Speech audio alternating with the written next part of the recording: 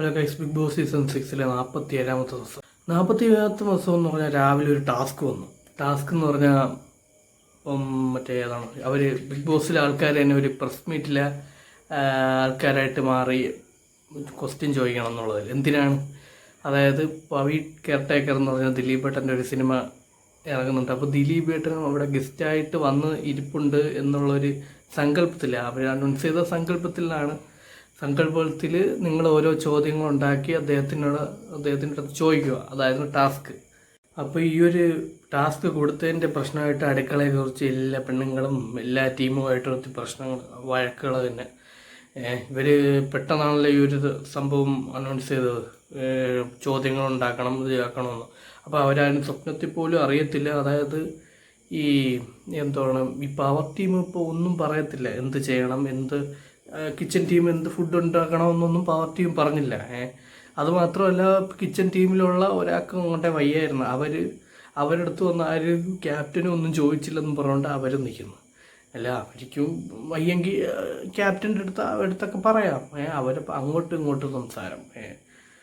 അപ്പം ഈ ആർക്കൊരു ഉത്തരവാദിത്വം ഇല്ലാതെ എന്തോടും ഇപ്പം തനിയെ കണ്ട ഫുഡ് കിച്ചൺ ടീം അങ്ങോട്ടെ തനിയെ ഉണ്ടാക്കി, അങ്ങനത്തെ എന്തോ പ്രശ്നങ്ങൾ, വെറുതെ അങ്ങോട്ടും ഇങ്ങോട്ടും ഇങ്ങോട്ടും സംസാരിക്കുകയാണ്. ഹൻസിബ കണ്ട് റസ്മിൻ്റെ അടുത്ത് അവരടുത്തൊക്കെ എന്തോ കംപ്ലൈൻറ്റ് വന്നിട്ടുണ്ട്. അതായത് സമയത്ത് നമ്മളെ കിച്ചൺ ടീമിലുള്ളവരും വരൂല എന്നുള്ളത്.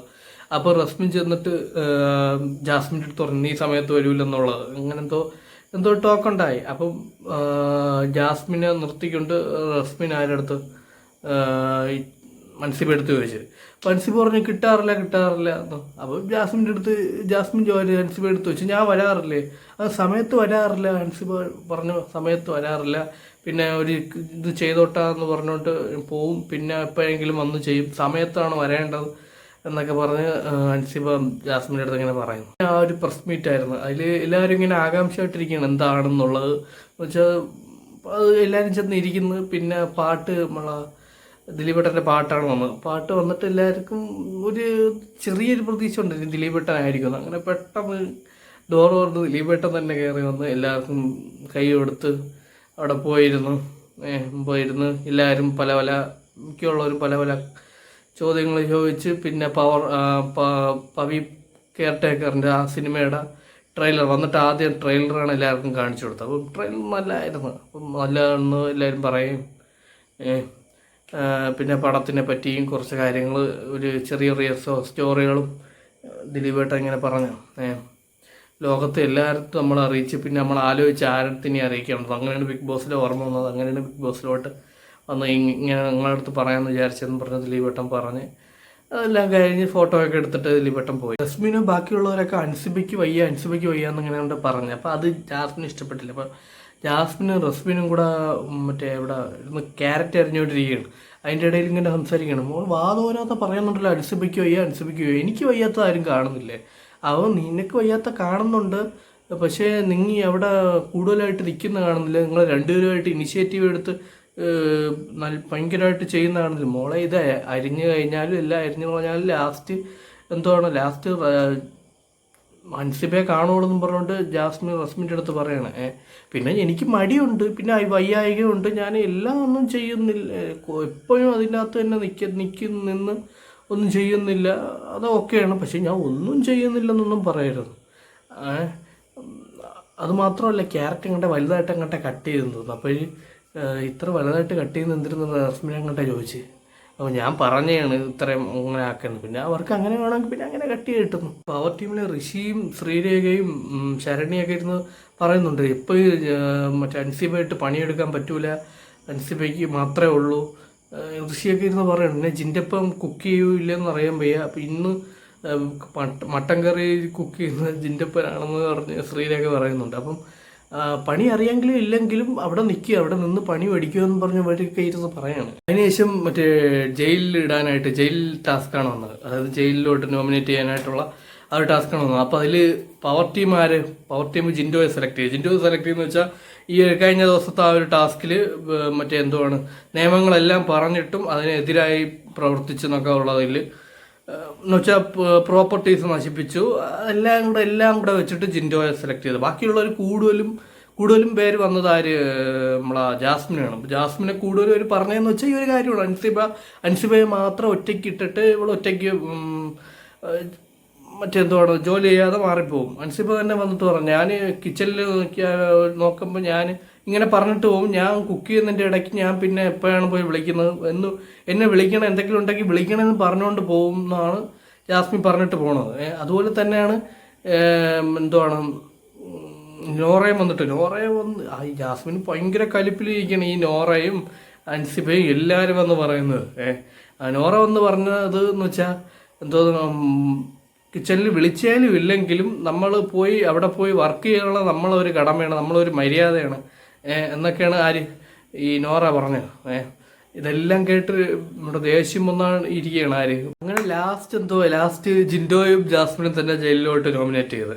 അപ്പോൾ ഇത് കഴിഞ്ഞിട്ട് ആരുടെ അടുത്ത് ഗബ്രി എടുത്ത് സാറ്റുമ്പ് പിടിച്ചോണ്ട് നടക്കുന്നവൻ്റെ അടുത്ത് ജാസ്മിൻ പറയണം, അതായത് ഈ അൻസിബ പറയുന്നുണ്ടല്ലോ, അൻസിബയ്ക്ക് കുക്ക് ചെയ്തുകൊണ്ടിരിക്കുമ്പോൾ വിളിക്കാൻ പറ്റുമല്ലോ. അൻസിബ അടുത്ത് ഞാൻ ചോദിക്കാറുണ്ട്, നീ എന്തെങ്കിലും ഉണ്ടെങ്കിൽ എന്നെ വിളിക്കൂന്ന്. അപ്പം അൻസിബ വിളിക്കാമെന്ന് പറഞ്ഞിട്ടാണ് ഞാൻ പോകണമെന്ന് പറഞ്ഞിട്ട് ജാസ്മിൻ ഗബ്രി എടുത്ത് പറയണം. അത് മാത്രമല്ല എന്തുവാണ് അവിടെ ജിൻഡോ പറഞ്ഞിട്ട് അവിടെ നിൽക്കുന്ന കുന്നുപോലെ ഉള്ള ആ മൊത്തം പാത്രവും ഞാൻ കഴുകി, അതൊക്കെ ഇപ്പം വെള്ളത്തിൽ വരച്ച വരയാണെന്ന് പറഞ്ഞുകൊണ്ട് ജാസ്മിൻ ഒരു അൻസിബ കേക്ക് ഇങ്ങനെ പറയണം, അൻസിബ അപ്പുറത്തിരിപ്പുണ്ട്. ഇവക്കൊക്കെ എപ്പോൾ നോക്കിയാലും വഴക്ക് തന്നെ. എല്ലാവരും കൂടെ ഇവളെ പറഞ്ഞെന്നും പറഞ്ഞുകൊണ്ട് ഇവളെ അങ്ങ് പൊടിക്കുകയാണ്. ഗബ്രി ഒന്നും പറയാതെ ഇങ്ങനെ കേട്ടോണ്ടിരിക്കുകയാണ്. ഇവളും അവിടെ മൊത്തം പൊടിക്കുകയാണ്, അവിടെ മൊത്തം ആൾക്കാരിരിക്കുകയാണ്. അപ്പോൾ അതായത് നീ കുറച്ചേ ചെയ്തിട്ടുള്ളൂ എന്നാണ് ആര് ഋഷിയും പറയുന്നത്, നോറയും പറയുന്നത്. നീ കുറച്ചേ ചെയ്തിട്ടുള്ളൂ എന്നുള്ളതാണ് പറഞ്ഞത്, കൂടുതലും അൻസിബ തന്നെ ചെയ്യുന്നത്. അതാണ് ഇവിടെ എല്ലാവരും പറഞ്ഞത്. അങ്ങനെയാണ് പറയുന്നത്. അത് തന്നെ, ഞാൻ എല്ലാം കുറച്ചേ ചെയ്തിട്ടുള്ളൂ, പക്ഷേ ഞാൻ പാത്രം കൈവിട്ടായാലും എന്തെങ്കിലും കട്ട് ചെയ്യാണ്ടായി കട്ട് വെച്ചിട്ടായാലും ഞാൻ പോവും.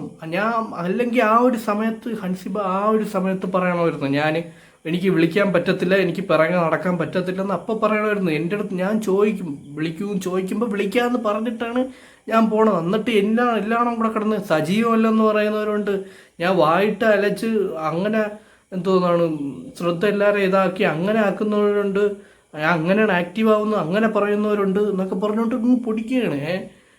എന്നിട്ട് ഇനിയിപ്പോൾ മാറിപ്പോയി എന്നിട്ട് പറയാതെ എൻ്റെ അടുത്ത് നേരിട്ട് വന്ന് പറ, കുറ്റം പറയുന്നവർ എൻ്റെ അടുത്ത് നേരിട്ട് വന്ന് പറഞ്ഞുകൊണ്ടിരിക്കുന്നു. അപ്പം ഇത് നോറക്കേറിക്കൊണ്ട് നോറ പറയുന്നത്, നീ ഈ സംസാരം നിർത്ത്, ഈ ചിലയ്ക്കുന്നുള്ള വാക്കും എല്ലാ സംസാരം നിർത്തും പറഞ്ഞുകൊണ്ട് നോറയും വന്നിങ്ങനെ സംസാരിക്കുകയാണ്. അങ്ങോട്ടും ഇങ്ങോട്ടും സംസാരം തന്നെ, എപ്പോഴും ഉള്ളവർക്ക് സംസാരം തന്നെ. അൻസിബയും വിട്ടുകൊടുത്തില്ല, അൻസിബയും പറയാനുള്ളത് അത്ര രീതിക്ക് പറയും. നീ എന്തോന്ന് പറഞ്ഞിട്ട് പറയുന്നത്, നീ എന്തോന്ന് കിടന്ന് പറയുന്നത്, നീ മാത്രം പറയുന്ന കേൾക്കാൻ പറ്റത്തില്ല എന്ന് പറഞ്ഞ് ലാസ്റ്റ് സഹിയായിട്ട് ചന്ത സംസാരമായിട്ട് അൻസിബ ചെവിയും പൊത്തിക്കൊണ്ട് പോയി.